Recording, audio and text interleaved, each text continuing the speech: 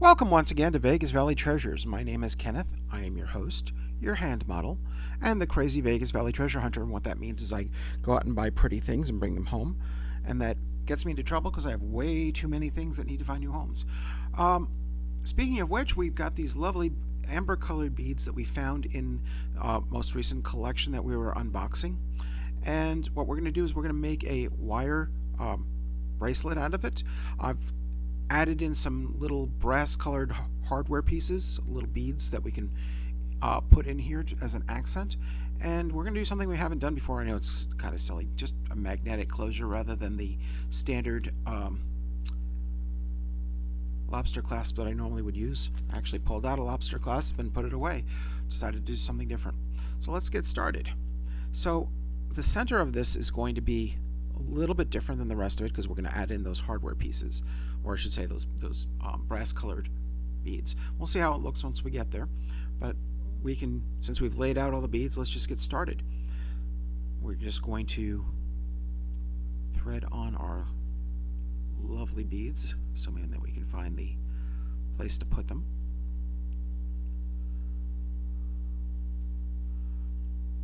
And once we get past this little section, that's when our additional beads get added in.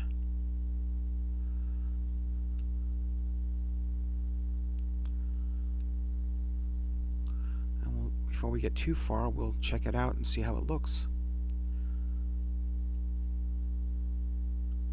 So I'm adding in one brass colored spacer.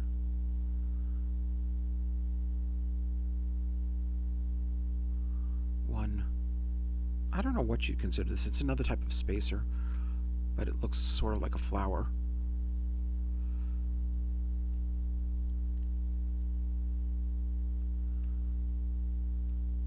And then we've got this, which cups the bead, and then we're going to put on our center bead. And just to finish the look, we're going to add, as things around me start falling, that bead, that piece there. Let's see how this looks. I mean, it doesn't really stand out too much, which is what I was going for. I just wanted to stop it from being plain. Okay, let's continue. So next is our amber bead, our flower design spacer, next bead, and our brassy circular spacer, and then just the rest of these lovely pieces.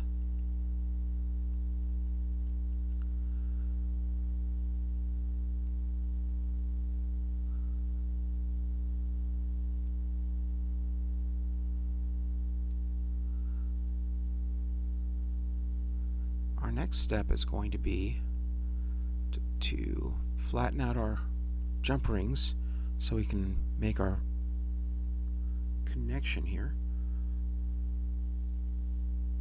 Okay. Of course, I didn't bring my pliers. Give me one sec. There's in my toolbox off to the side.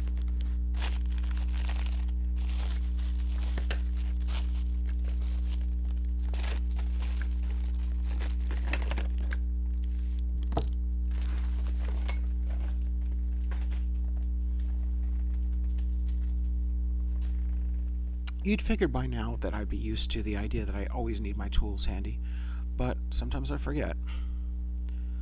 Not perfect, sadly, as much as I'd like to be, but I do create some pretty things, and that's what I enjoy.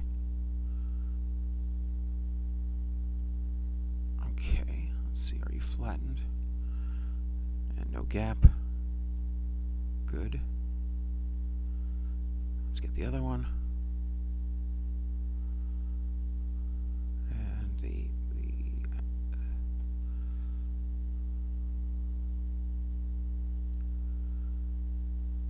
Okay.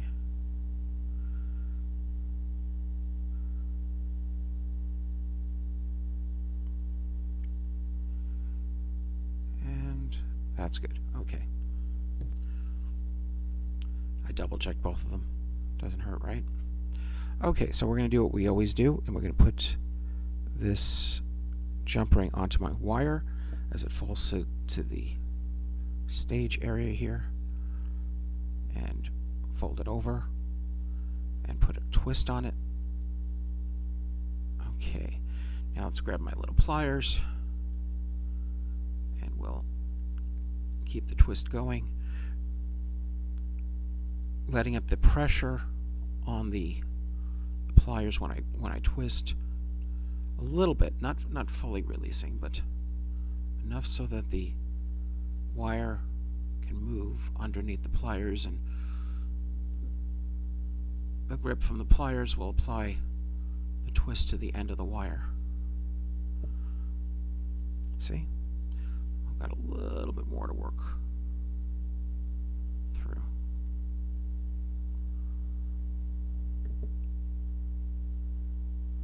There we are. Okay, now let's grab our larger jump ring, thread it through, and thread it through the closure, the magnetic closure. Get that on there.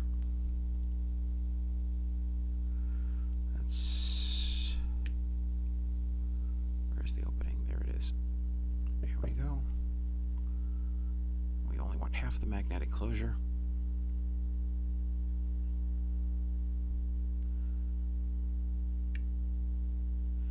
And we'll do what we always do, which is send a piece flying. I can't not do it. There we go.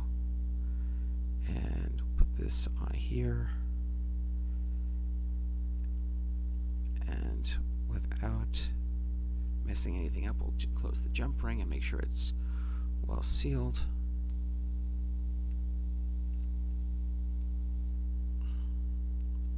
Good. Okay. Let's get the other side of the going. So our beads went over the twist nicely. Let's leave ourselves a little bit of length to create the end, and we'll snip the wire. There we go. Oh, we still have enough for another project. Look at that. Making good use of this stuff. Okay, let's get our jump ring on the wire and fold it over.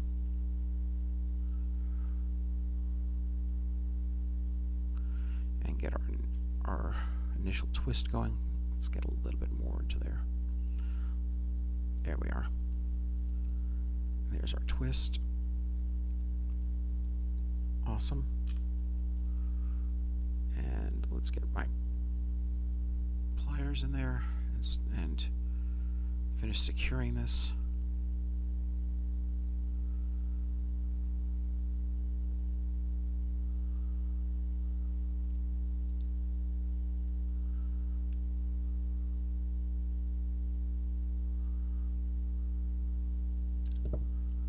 Nice. Okay. Let's open up our second jump ring and get our magnetic closure on there and feed this through the jump ring here. And let's close it up. Oh, wrong tool for the job. There we are.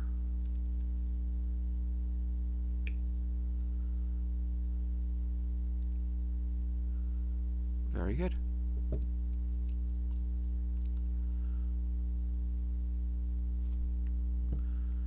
And now, as always, let's see what we got.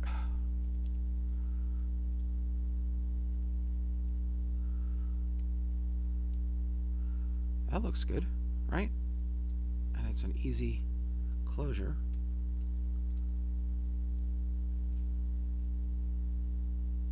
Not bad.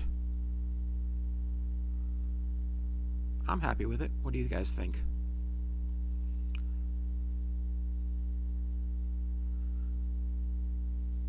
Okay. Ooh. Come here. I can't put an extender on it because the extender will just get attracted to the magnet. It really doesn't have anything to close against.